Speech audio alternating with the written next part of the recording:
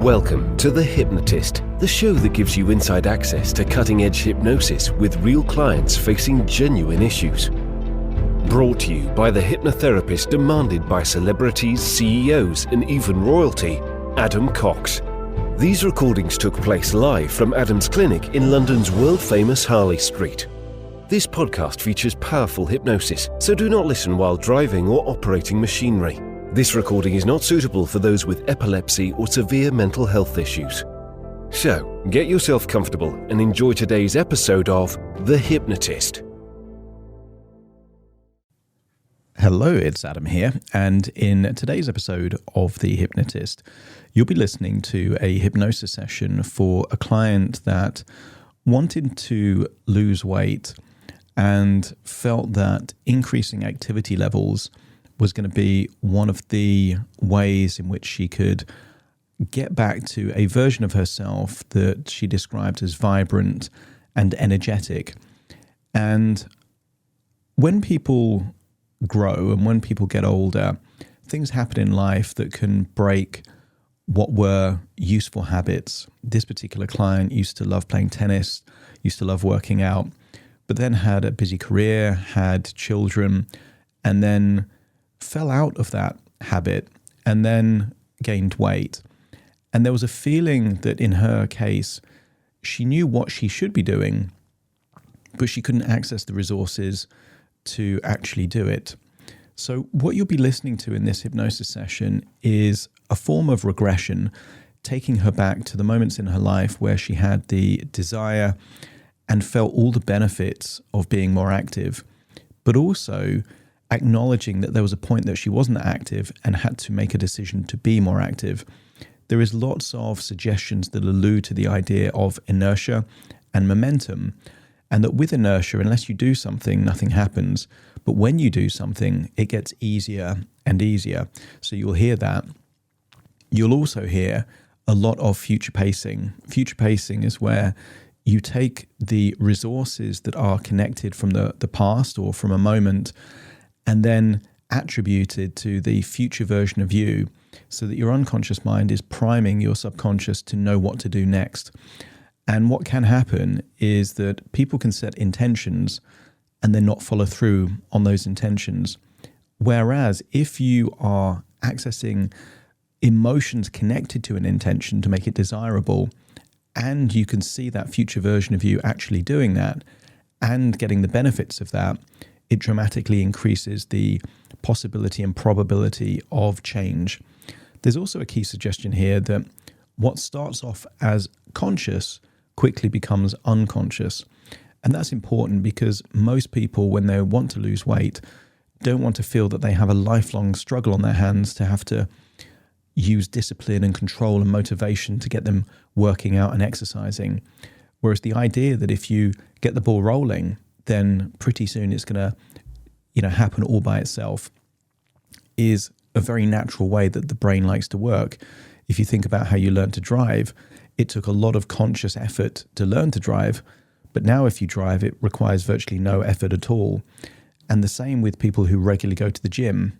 When they don't go to the gym, it takes effort to get them to the gym, but when they keep going, it gets easier and easier to maintain that.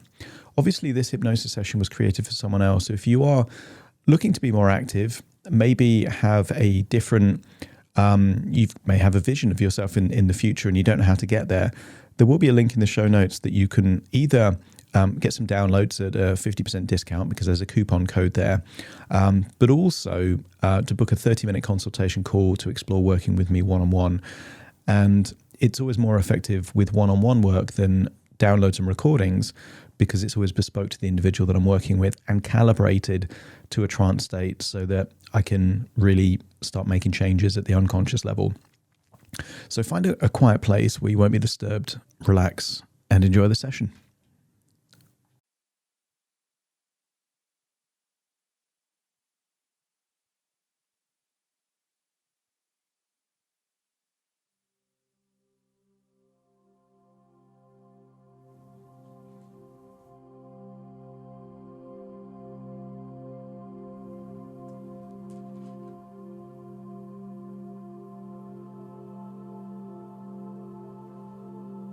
Take a deep breath in.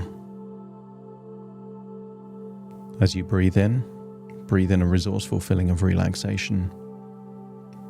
And as you exhale, that's it, with your eyes closed, allow feelings of tension to leave your body. Breathing in and breathing out. And just allowing your body to let go of thoughts, feelings, sensations and tension that you don't need to hold on to right now. As you breathe in through your nose. And as you exhale, breathe out through your nose. But allowing that breath to be longer than it normally would be. Enabling you to allow all of that tension to start to leave your body in your outward breath. And as you breathe in, imagine that you're breathing in something positive and useful. And perhaps that's a feeling of mindfulness. And what is mindfulness if it isn't the ability to direct your attention on the things that are important to you? And at any point in time, mindfulness is a choice. You can choose to listen to the sound of my voice. You can choose to notice the rate of your breathing in and breathing out. You can be mindful of what exists in the real world. And you can also be mindful of what exists on the internal world. Everyone has an inner voice. But who pays attention to that inner voice? We have emotions in our body, and sometimes we only respond to the extreme ones, like severe stress and anxiety. But what about the subtle ones, like inspiration? I want you to tap into your feeling of inspiration. And sometimes we don't need to look to other people for a source of inspiration. We can be inspired by who we were at a different time in our lives. And I want you to recall a time that you were perhaps playing tennis. First of all, see yourself like you're someone else. See that younger version of you. Notice your facial expressions. This wasn't a struggle. This wasn't a chore. This wasn't an obligation. You did it because you wanted to. And you kept doing it because it was enjoyable. I want you to notice how that version of you was moving, and that the purpose of playing tennis at that point in time wasn't to lose weight, but by playing tennis in the way that you did back then was increasing your metabolism, increasing your heart health, but also flooding your body with those feel-good hormones. The dopamine of when you made a great shot. The oxytocin that came from the connection of playing with someone else, perhaps a friend. The endorphins of your body responding to physical activity. And perhaps all of those things contributed to you feeling wonderful, maybe because serotonin was being released as well. And I want you to step into that version of you, feeling how good it feels to be active, and knowing that all activity is based on the idea of inertia and momentum. You can't play tennis if the ball is just stationary on the base of the court. The ball needs to be picked up, and then with the force of the ball, you can propel it over the net into the opponent's court. And unless they make a choice, a decision, the ball will keep going on its current trajectory. But their objective is to get the ball back. And when they do, when they hit the ball with the racket, that then creates a new momentum in a different direction. I want you to accept the idea that the tennis ball that is stationary won't continue to follow a trajectory unless there is the momentum that comes from an external force. And perhaps you can think of activity levels in your life as a stationary or moving ball. When it's moving, it's easier to make that ball roll faster. And when it's stationary, nothing will make it move unless there is an external force. And sometimes that external force just needs to be a decision to leave a comfort zone.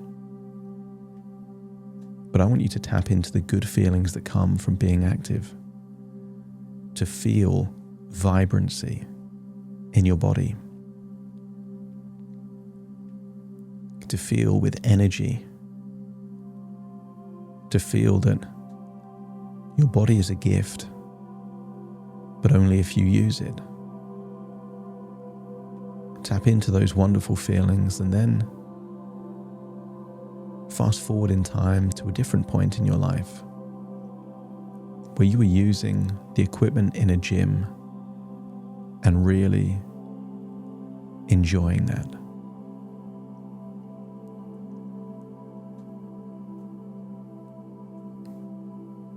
Whenever you've used the gym, there was a point where you weren't using the gym, which means that the point that you've reassociated with now is probably after you've already been going to the gym for maybe a few weeks or a few months. I want you to go back to that decision that you made to use that gym for the very first time. And maybe there was a feeling of hesitancy because you'd never been there before. Maybe there was other things that put off that decision for a while, but when you made that decision to go for the first time, you found that it was enjoyable. And it was within your realms of capability. Because when you walk into a gym, you decide on the level that you will play that game at. If you're using a machine, you can set the resistance level at the level that you want.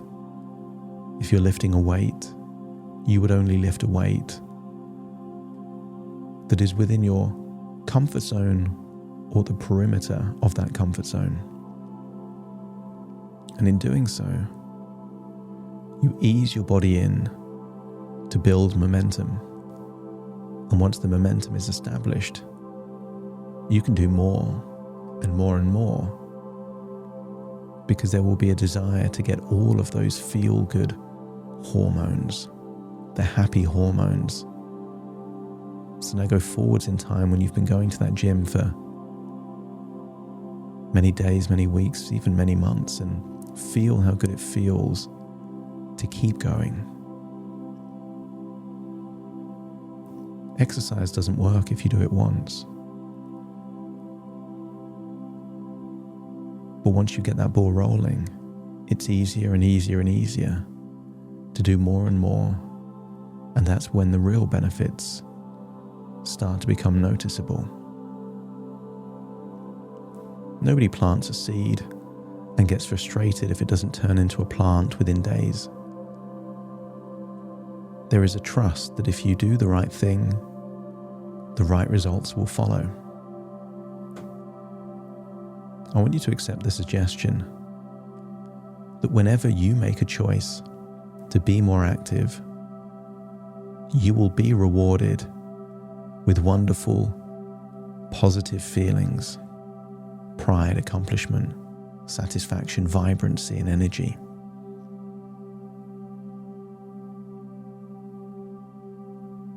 I want you to go forwards in time now to a time when you were making great choices with food. And they felt effortless. They felt aligned with your body. And notice that even back then when you were making great choices with food, you weren't always making great choices with food. Too much control is out of control. And the objective here is progress, not perfection. The first time you played tennis, you weren't very good. The first time you went to a gym, you didn't know what to do. As it is within every area of your life, in work, in life, in friendships, in family, you become wiser with experience so long as the lessons you learn are applied to the future. And from this point forward, whenever you experience a feeling of regret, guilt, or frustration at a food choice, you will have a desire to think of how you can apply this insight into the future where you might be in a similar situation. Meaning it gets easier and easier because you either make great choices and you win, or you make not so great choices and you learn. From this point forward, there is no failure. You either win or you learn. And sometimes you need to learn something a few times before you really learn it. One of the universal laws is that the world will keep giving you the same opportunities to learn until you really learn the lesson. And to escape that Groundhog Day, it's extracting the value from a lesson learned and applying that into the future. And I want you to see that future. See the future where tomorrow you're just a little bit more active than you are today. Maybe that's walking around your own home or having a stretch. And then a few days after that, maybe see yourself trying something new. Maybe walking a bit further. Maybe some yoga. Maybe trying out the gym. Then see a few weeks after that you're doing it more often and it's getting easier and easier. And the more you do it, the better you'll feel. And the more you do it, the easier it gets. As you make great choices, you're rewarded with feelings of pride and accomplishment. And as you make not so great choices, your body is still rewarding you with regret and guilt as a gift for you to learn a lesson and apply it into the future. Allow your intuition to be your personal trainer, your coach, your motivator. And know that every good choice creates momentum, meaning it gets easier and easier and easier. And I want you to see yourself, perhaps a year from now, seeing where this momentum has taken you, seeing you play tennis, perhaps swimming more, maybe doing advanced yoga moves. See the smile on your face, see the shape of your body, and get a sense of overwhelming desire to create this vision, step by step, day by day. Rome wasn't built in a day, and neither is the ideal body shape of you, but it doesn't have to. Little by little, decision by decision, choice by choice, will take you towards this future.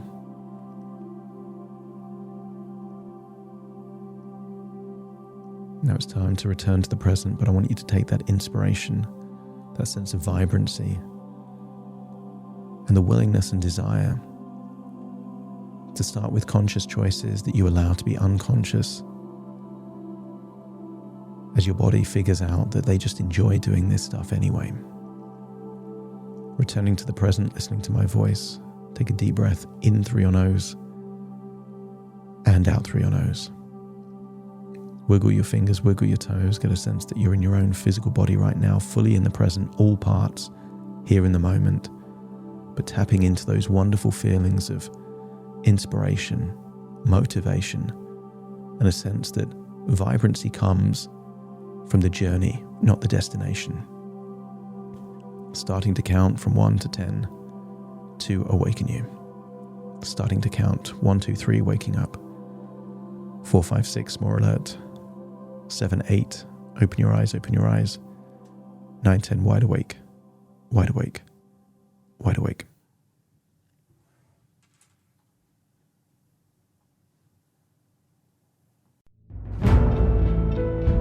Thank you for listening to The Hypnotist with Adam Cox, the show that gives you inside access to cutting-edge hypnosis with real clients facing genuine issues.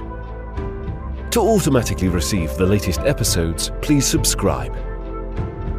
If you'd like to support the show, please share this episode with just one friend you think it could help. And if this episode helped you, please leave us a 5-star review.